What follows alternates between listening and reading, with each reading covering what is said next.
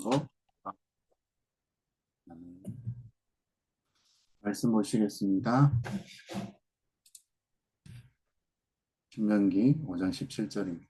살인하지 말지니라, 살인하지 말지니라. 아멘. 전 시간에는 낙태, 안락사, 자살 이런 문제들을 복음적 관점에서 바라보며 생명은 하나님께 있음을 다시 한번 강조했습니다. 여성의 고통과 약자의 현실에 대해서는 우리는 충분히 그 마음으로 공감할 수 있을 것입니다. 그리고 동시에 그 생명의 주권은 인간에게 있지 않다라는 성경의 원칙도 우리는 분명히 세워나가야 한다는 것입니다. 교회는 정죄가 아니고 상처 입은 이들을 실제로 돕고 품는 공동체입니다. 생명을 지키는 대안 공동체가 되어야 한다는 것입니다. 죽이지 말라, 살인하지 말라를 멈추고 생명을 살리는 그런 십자가, 하나님 나라의 부르심을 가지고 살아가는 것을 나눴고요. 기대함을 말씀드렸습니다.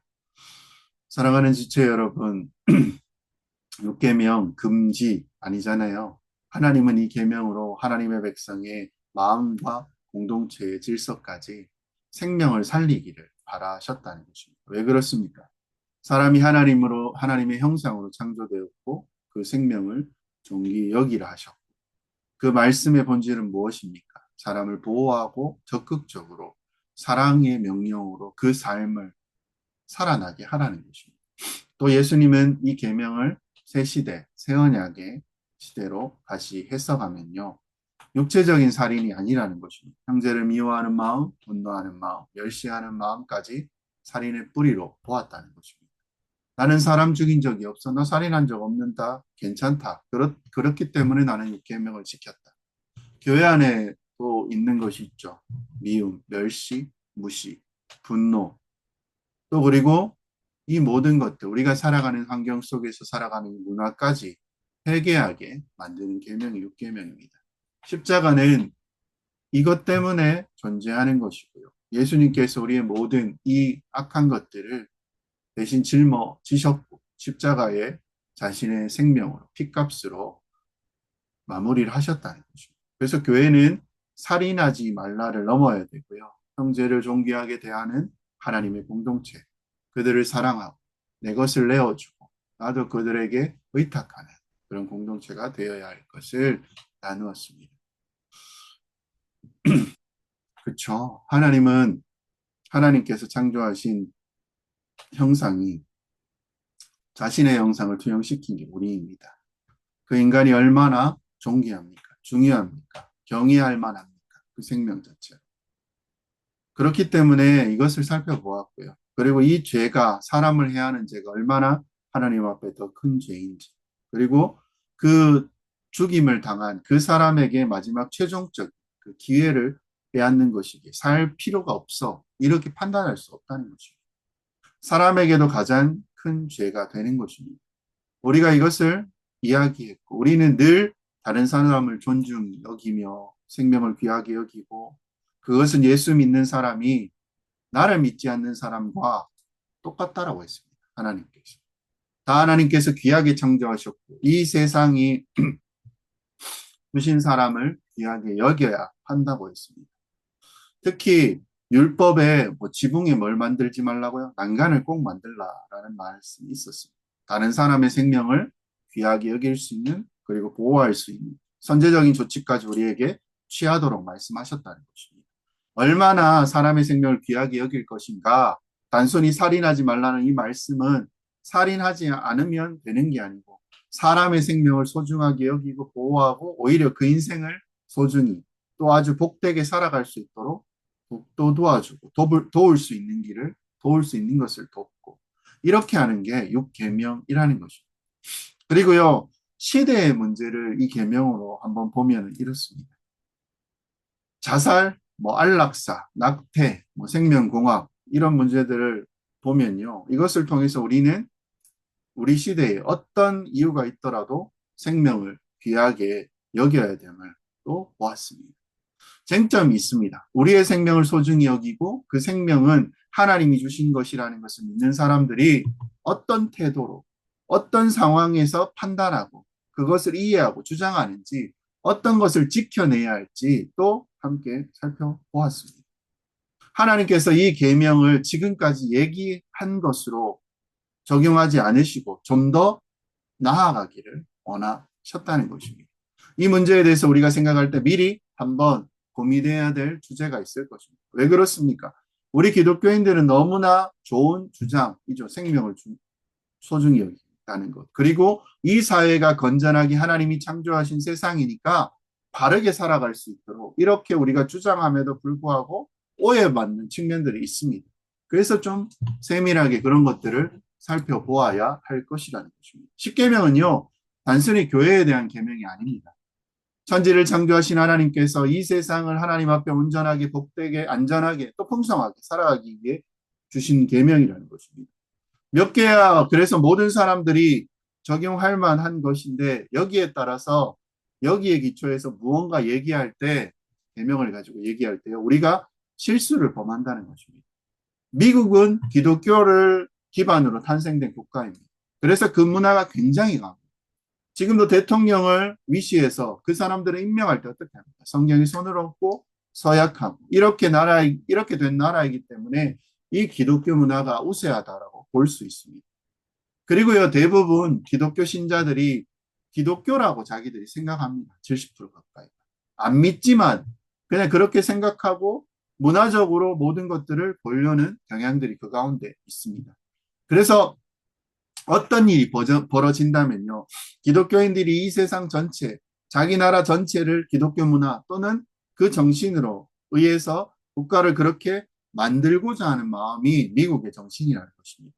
처음부터 세속국가로 출발하는 그런 나라들과는 분위기가 전혀 다른 것입니다.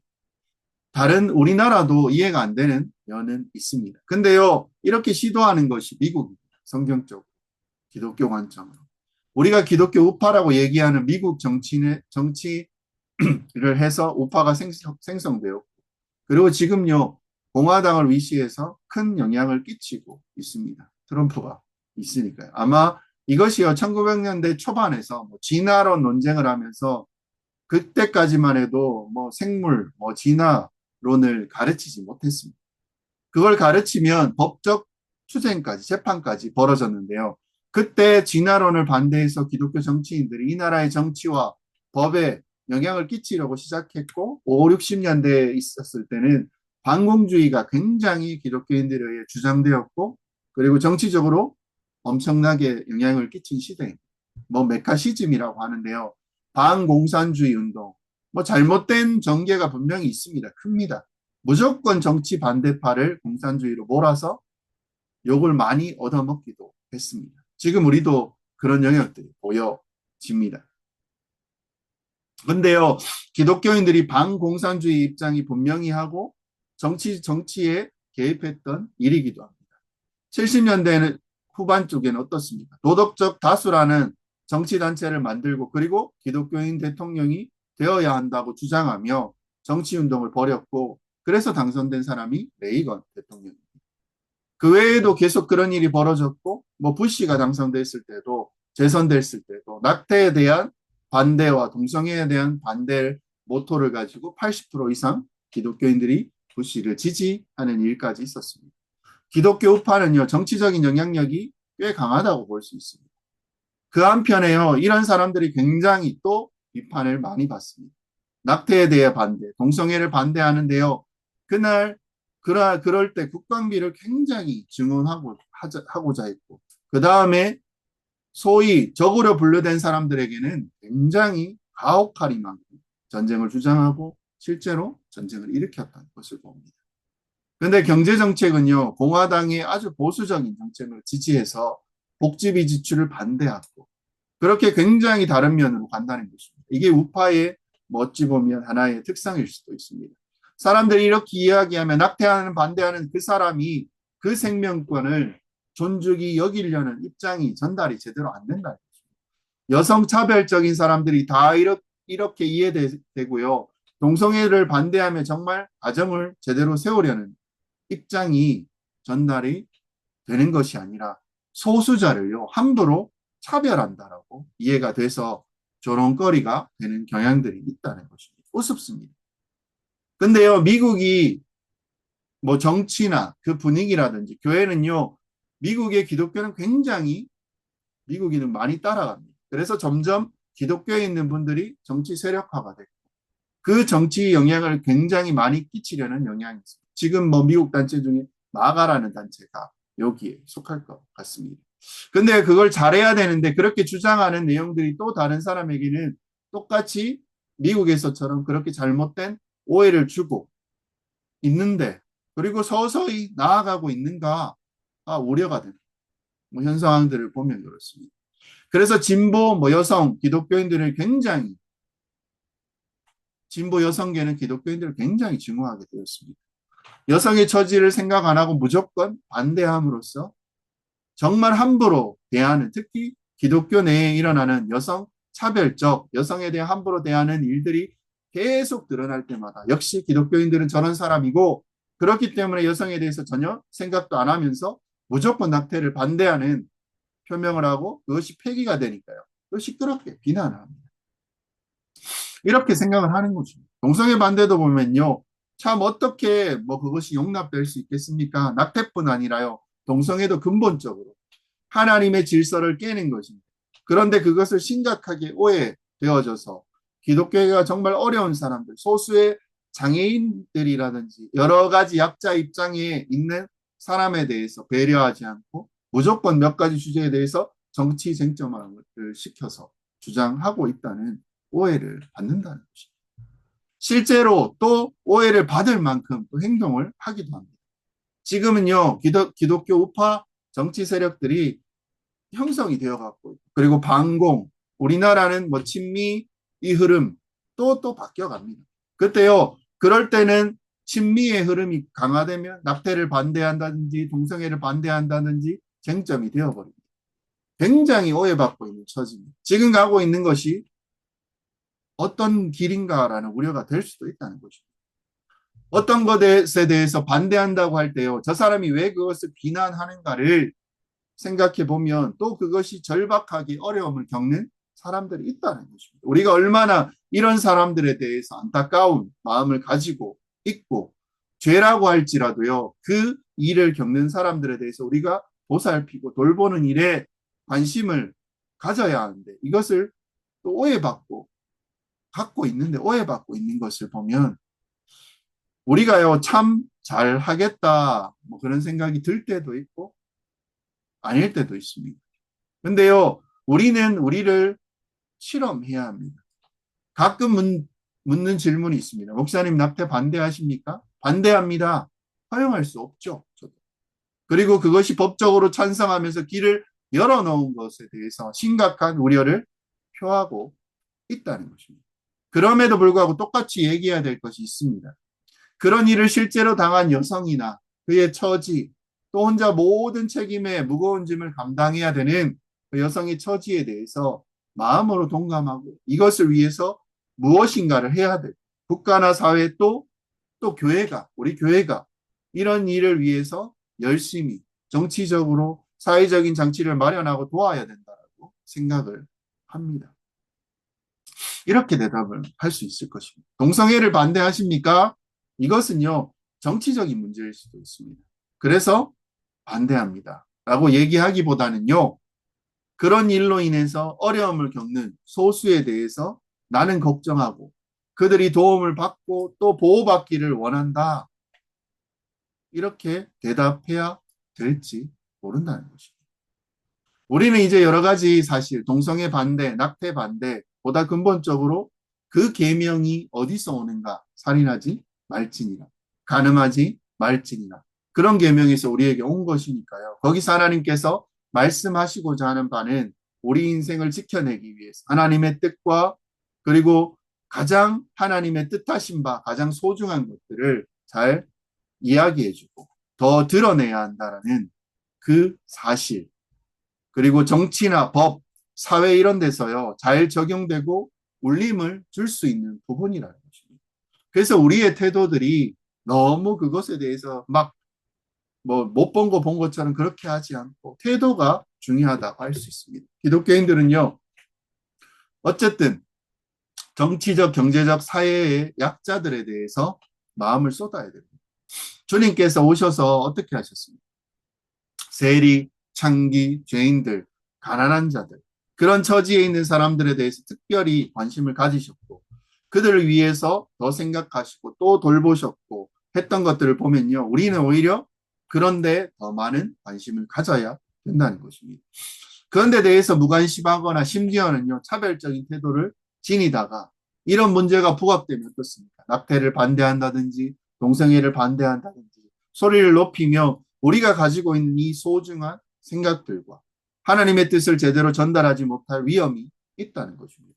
우리가 잘못한 것이 아닌가 생각이 든다는 것입니다. 특별히 우리 기독교 내부에서 우리 교회적 이 삶을 통해서 정말 우리가 약한 사람들, 연약한 사람들, 그리고 사회적으로 설 곳이 없는 자들, 제대로 나아갈 수 없는, 두려움에 떨고 있는, 그렇게 하지 못하는 사람들이 교회 안에서 실제로 존중받음의 대접을 받느냐를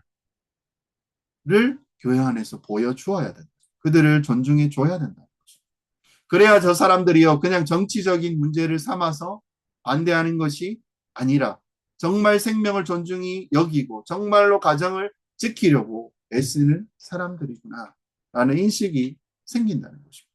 그런 면에서 이런 문제를요, 접근할 때 더 신중하고 우리의 도리를 돌아보고 정말 우리는 계명을 지키고 있는가 아니면 어떤 주제에 대해서 반대하고 있는가 살펴봐야 되는 것입니다. 이 생각을 가지고 오늘 말씀을 또 한번 다시 봐야 될 것입니다. 왜 그렇습니까? 6계명 이 시대의 새 언약으로 적용하면 어떻습니까? 자살에 대해서 말씀하신 것도 아니잖아요. 안락사에 대해서도 말씀하신 것도 아니잖아요. 예수님께서. 낙태에 대해서 말씀하신 것도 아닙니다. 뭐에 대해서 말씀하셨냐면요. 6계명을 적용할 때 예수님은 전혀 다른 방향으로 이 시대를 적용하고 계십니다. 말씀을 살펴보아야 할 것 같습니다. 예수님이 어떻게 적용하셨는지. 마태복음 5장 21절에서 24절이죠. 여기에요. 우리의 모든 관심사를 6계명에 둘 때 다른 것도 얘기할 수 있지만 여기에서 세워졌다라는 것입니다. 한번 읽어보겠습니다. 옛사람에게 말한 바 살인하지 말라. 누구든지 살인하면 심판을 받게 되리라 하였다는 것을 너희가 들었으나 나는 너희에게 이르노니 형제에게 노하는 자마다 심판을 받게 되고 형제에 대하여 나가라 하는 자는 공의에 잡혀가게 되고 미련한 놈이라 하는 자는 지옥불에 들어가게 되리라. 그러므로 예물을 제단에 드리려다가 거기서 내 형제에게 원망들을 만한 일이 있을 것이 생각나거든. 예물을 제단 앞에 두고 먼저 가서 형제와 화목하고 그 후에 와서 예물을 드리라. 너를 고발하는 자와 함께 길에 있을 때에 급히 사과하라. 그 고발하는 자가 너를 재판관에게 내어주고 재판관이 옥리에게 내어주어 옥에 가둘까 염려하라. 진실로 내게 이르노니 한 푼이라도 남김없이 다 갚기 전에는 결코 거기서 나오지 못하리라. 21절, 22절은 뭐라고 얘기합니까? 옛사람에게 말하라고 합니다. 살인하지 말라. 누구든지 살인하면 심판을 받게 된다는 것입니다. 너희가 들었지 않느냐? 6계명을 해석하는 방식. 6계명을 어떻게 봤냐면요. 실제로 사람을 죽이지 않으면 이 계명을 지킨다로 본 겁니다. 그리고 살인하게 되면 어떻게 됩니까? 하나님의 심판을 받게 될 것이다. 그래서 노골적으로 말하면요. 지옥 간다는 겁니다. 하나님의 백성으로 더 이상 믿을 수 없다 이 말입니다. 근데요. 말씀하신 걸 보면 6계명을 이렇게 이야기하는 게 아니었다는 것입니다. 원래 6계명을 하나님이 2계명을 주실 때 정말 말하려고 하는 바는요. 그 다음에 있습니다. 형제에게 노하는 자마다 심판받게 되고 형제를 나가라 멍청이라고 하는 자는 공의에 잡혀가게 되고 미련한 놈이라고 하는 자는 지옥불에 들어가게 될 것이라고 말씀하시려고 했다는 것입니다. 형제에게 그런 말을 했죠. 사랑하는 지체 여러분. 하나님의 계명과 말씀이 가장 선명하게 신약 가운데 드러날 때는요. 그거를 하나님의 백성을 뭐라고 부릅니까? 형제 자매라고 부르는 사람들에게 적용한다는 것입니다. 세상으로 적용할 때는 더 심해집니다. 근데요, 가장 선명하게 들어올 때는요, 교회 하나님의 새로운 새 언약의 백성, 하나님의 거룩한 백성에게서 적용될 때 선명하게 드러난다는 것입니다. 6계명에도 형제에게 적용할 때 가장 선명하게 드러나는 거죠. 뭐라고 말씀하시냐면요. 옆에서는 형제잖아요. 피를 나는 하나님의 백성이잖아요. 그 사람들에게 노하는 사람마다 뭐요? 화내는 사람마다 뭐요? 하나님의 심판을 받게 된다는 것입니다. 또 그 형제를 대하여 라가라 하는 자는요, 공회에 잡혀가게 된다라고 합니다. 라카라는 욕이죠. 나가 뭐 이런 건 아니고요. 욕입니다. 문자적으로 보면 뭐 텅 비었다, 공허 이런 뜻입니다. 골빈 놈 이렇게 해석을 할 수 있습니다. 미련한 놈, 욕이죠. 근데 여러분 분노 그 다음에 골빈 놈 얘기라고 얘기했다던가 미련난 놈이라고 얘기했다는 것 이게요, 형제에 대해서 화내거나 이런 식으로 욕하거나 이렇게 할 때 뭘 받게 된다고요? 심판입니다.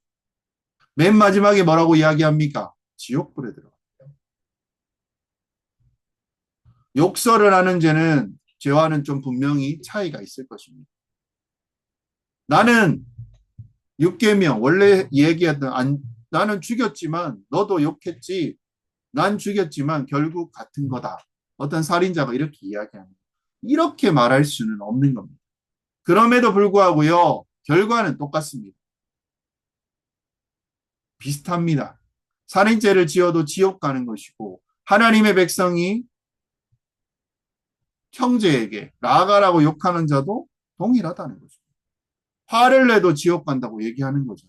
화를 내도 지옥 가요? 아니죠. 근데요, 하나님 앞에 죄의 심각성을 다시 한번, 죄의 심각성을 생각할 때 그렇게 여겨지는 죄라는 것입니다. 우리는 부족한 사람입니다.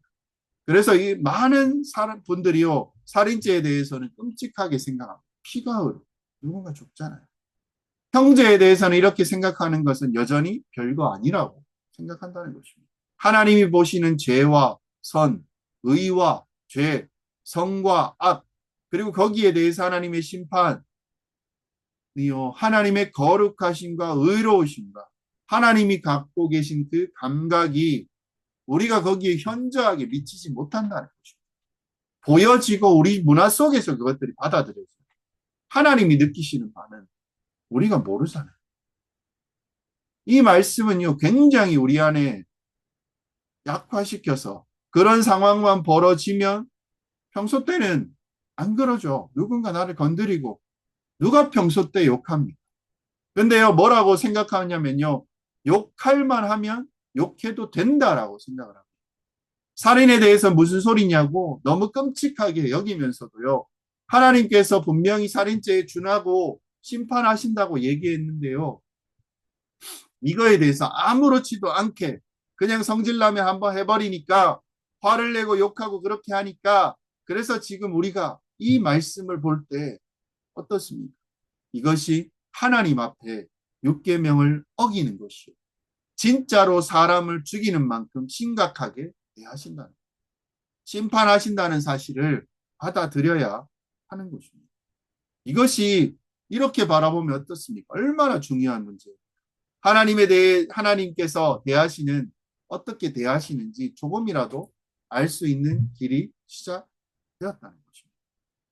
살인을 직접 사람을 죽이는 것으로 상상하지 않는데 그런데요 형제나 자매들에게 지체에게 화를 내고 함부로 대하고 지금 욕하는 문화는 아니지만 욕에 준하는 정도로 사람에 대해서 비꼬고 미워하고 멸시하고 이런 것이 사람을 죽이는 것만큼 하나님이 대하신다라고 생각하고 그것이 사람을 죽이는 것만큼 6계명을 어기는 것으로 생각해야 지금 우리 새언약 백성에게 주신 하나님의 주님의 가르침을 이해할 수 있다라는 것입니다. 쉽지 않습니다. 그래서요, 이 말씀을 심각하게 여러분 생각하셔야 돼요. 우리는 말씀을 평생 동안 많이 봤습니다. 그럼에도 불구하고요, 화를 쉽게 냅니다. 왜 그렇습니까? 아직도 머릿속에 이것이 살인죄에 해당하는 심판을 받았다라는 생각이 없다는 것입니다. 그래서 성질이 나며 화를 내는 것입니다. 화를 낸다는 면 이유를 분명히 내요. 내가 이래서 화를 냈어. 이러지도 저러해서 화를 날 만한데 목사님은 화 안 나세요? 저도 화 나죠. 그래서 가만히 있지 못하고 근데 낼 수 있다라고 생각을 합니다. 이 정도 이유면 화를 낼 수 있고 이 정도 이유면 멸시할 수 있고 분노할 수 있고 할 수 있죠. 인간적으로. 근데요 이것이 육계명을 정면으로 어기는 것이요. 살인에 준하는 것이요. 살인에 해당하는 심판을 받게 된다고 지옥불에 간다라는 이 말씀을 이대로 진지하게 받아들여야 할 것입니다. 그러면요 도대체 지금 우리 하나님께서 우리 주 예수 그리스도께서 우리 새 언약 백성들에게 어떤 말씀을 하는지 우리는 이 말씀을 이해할 수 없다는 것입니다. 그래서 이런 것을 쉽게 얘기하면서 살인하는 자들을 비판하고 이런 것들을 쉽게 얘기하면서 낙태, 안락사 이런 문제에 대해서 막 소리를 높인다면 뭐라고 생각되냐면요. 육계명에 나오는 주장이 아니라 그냥 자기 생각이라는 거죠. 일관성도 없고 중요하게 생각지도 않는 것입니다. 그리고 틈만 나면 사람들을 멸시하거나 차별하거나 함부로 대하거나 동정이나 공감을 받지 못하는 사람이 그런 사람으로 그렇게 비춰지게 될 것입니다. 아이고 저 예수님. 그리고 육계명이 정말 말하려고 하는 바는 무엇입니까? 그 뜻을 오히려 제대로 이해하지 못하고 그냥 육계명을 어기는 사람이 된다는 것입니다. 그럼 왜 이렇게 심각한 이 부분을 다루는 것이냐는 거죠. 화를 내거나 분노하거나 노하거나 그리고 분노의 근거에서 욕하는 것. 바로 이 마음이요. 분노나 욕이 나오는 그 마음 상태가 바로 살인을 저지르는 그 마음과 동일하다라고 얘기하고 계신 것입니다. 우리에게 이것이 큰 차이가 있을지는 잘 모르겠습니다. 그렇게 생각할 수 있을 수도 있습니다. 근데요, 하나님께서 이것을 갖게 보시는 것입니다. 그러면요, 정말 육계명을 주시려는 그 마음, 그 근본적인 태도, 그 근본 마음에서요, 생명을 경시하고 다른 사람을 무시하고 다른 사람을 멸시하는 그 마음에서 벗어나라. 이게 지금요, 이 계명을 우리에게 주신 이유입니다. 그리고 살인에 해당되는 것처럼요, 하나님께서 보시겠다고. 그런 분노하고 미워하고 멸시하는 마음을 내가 그렇게 판단 내리고 보시겠다라고 우리에게 말씀하고 있는 것입니다. 그래서 이 계명이요 우리에게 만만치 않는 계명이 되었다는 거죠. 요한일서 3장 15절에 이렇게 이야기합니다. 그 형제를 미워하는 자마다 살인하는 자니 살인하는 자마다 영생이 그 속에 거하지 아니하는 것을 너희가 아는. 형제를 미워하면 자매도 해당이 됩니다. 형제를 자매는 미워해도 되나요? 형제를 미워하면 살인하는 자니. 그래서 이 관점에서 생각해 보면요. 우리 지체를 미워한 적이 있으십니까? 우리는 지금도 이 말씀을 읽으며 그렇게 생각을 안 할 것입니다. 아직도요 하나님의 공의와 하나님 이 죄에 대해서 어떻게 생각하시는지 전달이 안 될 것입니다. 어떤 사람들에게는 어떻습니까? 어떤 분에게는요 심각하게 받아들여질 것입니다. 어떤 분에게는요 전달 안 됩니다. 살인하는 죄를 저질렀다고 지금 말씀하는데 전달이 안 될 수도 있습니다. 이 말씀을 우리가 믿음으로 받아들일 때 성령께서 이런 말씀을 주시면 그 세상, 그 거룩한 세상을 우리가 엿보게 하실 것이고 이 계명의 심각성을 이야기하실 줄로 우리 중심 가운데 믿습니다. 미워하는 것은 살인하는 자예요. 그 다음이 더 무섭습니다. 살인하는 자마다 영생이 그 속에 거하지 아니하는 것을. 아니한다. 하나님의 백성이 하는 짓이 아니라는 것입니다. 그래서 어떤 사람을 미워하거나 그 미움을 기반으로 분노하거나 욕하는 것은요, 그 사람에게 영생이 있다고 볼 수 없다. 하나님 나라의 삶이 그에게 있다고 볼 수 없다. 지금 명확하게 말하고 있다는 거죠. 사람의 법정에서 아무렇지도 않은 일들이 하나님의 법정에서는 살인죄에 준하는 취급을 당한다는 거죠. 심각한 일이죠. 그래서요, 우리는 이 하나님의 말씀, 또 예수님께서 십계명을 해석하시고 십계명의 권위는 최종적인 해석하신 우리 주 예수 그리스도의 말씀에 따라서 우리는 화를 내고, 왜요? 욕하는지 욕 안 하더라도 거의 그 상황만 되면 욕을 할 수 있는 것입니다. 지금 교양 있는 분위기에 있어서 욕을 못하는 거죠. 옛날 같았으면요, 만나면 욕을 바가지로 해줬을 텐데 우리의 분위기상 못하는 것입니다. 근데 왜 분노하고 욕을 하냐는 것입니다. 그리고 왜 이런 마음을 우리 주님은요, 하나님은요, 살인죄로 연결시키냐는 거죠. 여기에서는 근본적인 마음이 하나님의 창조물로 안 보는 것입니다. 사람을요, 하나님의 창조물로 안 보는 것입니다. 우리가 이 살인죄를 얘기할 때 뭘 얘기했습니까? 처음. 왜 이것이 하나님 앞에 죄라고 본다라고 말했습니다. 사람을 죽이는 게 그렇게 괜찮다는 거예요? 아니잖아요. 근본적으로 하나님으로부터 이 모든 계명을 이해하지 않으면 이해할 수 없다는 거죠. 그리고 모든 사람을 존귀하게 하나님의 형상대로 창조되어진 하나님의 존귀한 창조물이라는 것이 우리는 합니다. 작품입니다. 마스터피스, 명작이죠. 근데요, 그렇게 안 보면요, 다른 사람에 대해서 너무 쉽게 대한다는 것입니다. 다른 사람. 하나님께서 그를 얼마나 소중한 존재로 창조하셨는지 예수 믿는 사람만 그렇게 보지 않았다는 것입니다. 내가 예수 믿었기 때문에 우린 좀 우월한 마음. 아닙니다. 예수를 믿지 않는 사람도 소중한 창조물입니다. 그래서 하나님께서 그를 구원하시기 위해 자기 아들을 보내셨고, 그리고 우리를 자꾸 밖으로 나아가게 하셔서 구원의 복음을 전하게 하셨다는 거죠.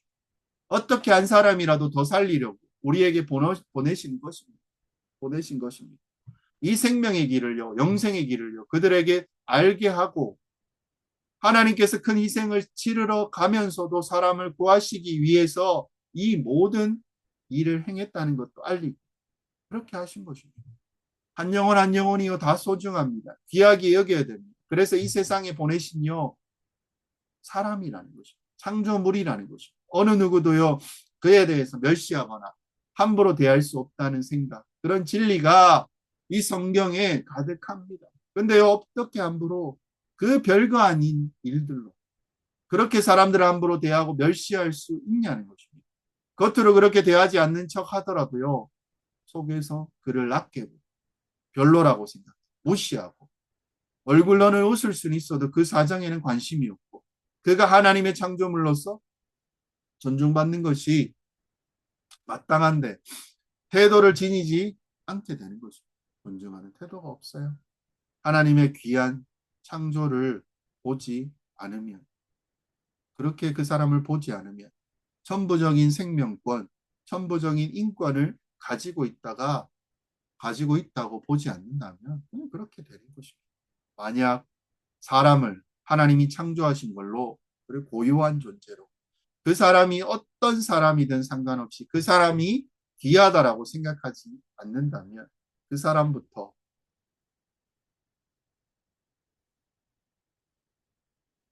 다 다른 사람들을 어떻게 평가하겠습니까?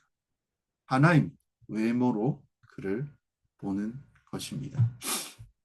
외모로 보지 않아야 되는데 내용을 가지고 한번 얘기해 보면요.